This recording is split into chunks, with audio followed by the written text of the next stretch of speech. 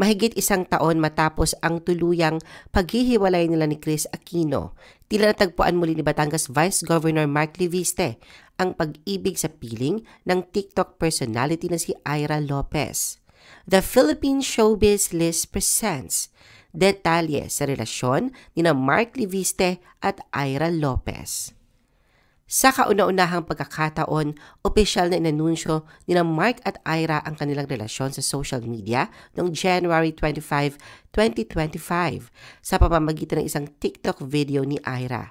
Sa naturang video, makikita ang romantikong tagpo kung saan tinanong ni Mark si Ira kung maaari ba siyang maging kasintahan habang sila ay nagdi-dinner at nagsasalo sa dessert. Sa video, makikita si Mark na pinahanga si Ira sa kanyang mga sorpresa. Una, iniregalo niya ang isang bouquet ng mga bulaklak bago siya dalhin sa isang fine dining restaurant. Sa pagtatapos ng kanilang pagkain, hinainan ng dessert si Ira kung saan nakasulat ang mga salitang, "Will you be my girlfriend?"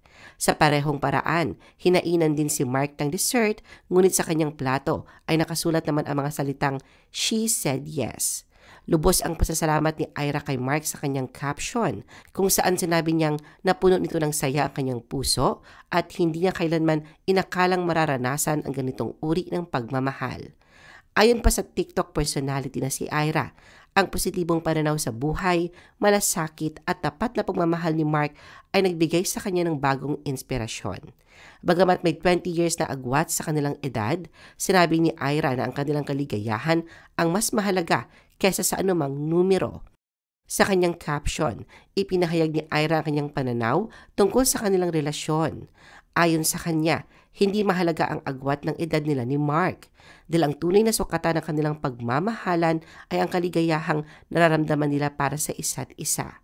Dagdag pa niya, umaasa siya at nananalangin na patuloy silang pagpalain ng Diyos habang magkasama nilang tinatahak ang bagong yugto ng kanilang buhay bilang magkasintahan.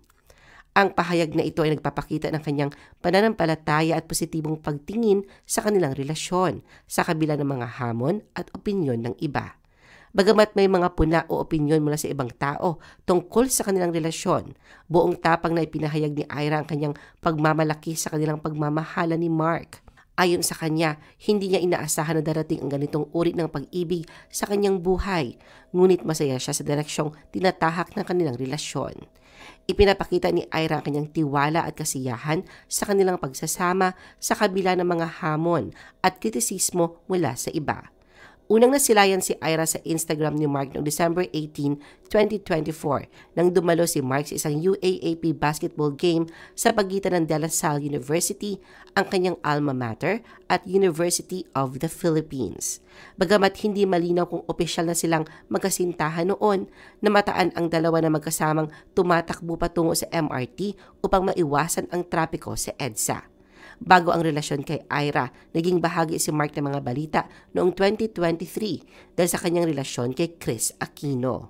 Unang nagkabalikan sina Mark at Chris noong May 2023, ngunit naghiwalay makalipas ang 2 buwan. Sinubukan pa nilang ayusin ang kanilang relasyon noong October ng parehong taon, subalit tuluyan na itong nagwakas noong November. Ipanaliwanag ni Chris na mas pinili niyang unahin ang kanyang kalusugan sa kabila ng kanilang relasyon.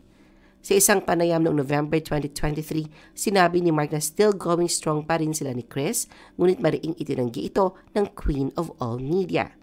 Ayon kay Chris, mahirap panatilihin ang kanilang long-distance relationship, lalo na't sumasailalim siya sa gamutan para sa kanyang autoimmune diseases.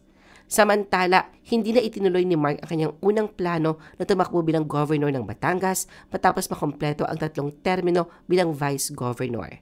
Sa halip naghain siya ng kanyang Certificate of Candidacy para tumakbo bilang kongresista ng 3 distrito ng Batangas sa darating na 2025 election.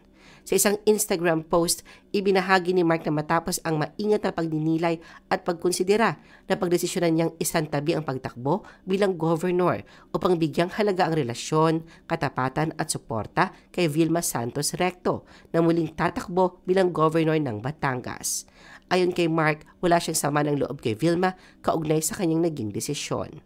Samantala, umaasa rin si Mark na susuportahan siya ni Chris sa kanyang kandidatura bilang kongresista. Si Ira ay bahagi naman ng Sparkle GMA status, ang sangay ng GMA Network na namamahala sa karera ng mga content creator. Bilang TikTok personality, nakilala si Ira dahil sa kanyang mga masisiglang video at makulay na personalidad. Sa kabila ng mga batikos at intriga na maaaring kakaharapin ng bagong relasyon nila ni Mark, nananatiling matatag ang dalawa sa kanilang pananaw. Ang hard launch ng kanilang relasyon ay patunay lamang na bukas sila sa kanilang nararamdaman para sa isa't isa. Sa dami ng mga pagsubok na pinagdaanan ni Mark sa kanyang personal na buhay, makikita sa kanya ngayon ng isang bagong pag-asa. Para kay Ira naman, isang malaking biyaya ang makilala si Mark na nagbibigay sa kanya ng saya at pagmamahal na tunay niyang pinapahalagahan.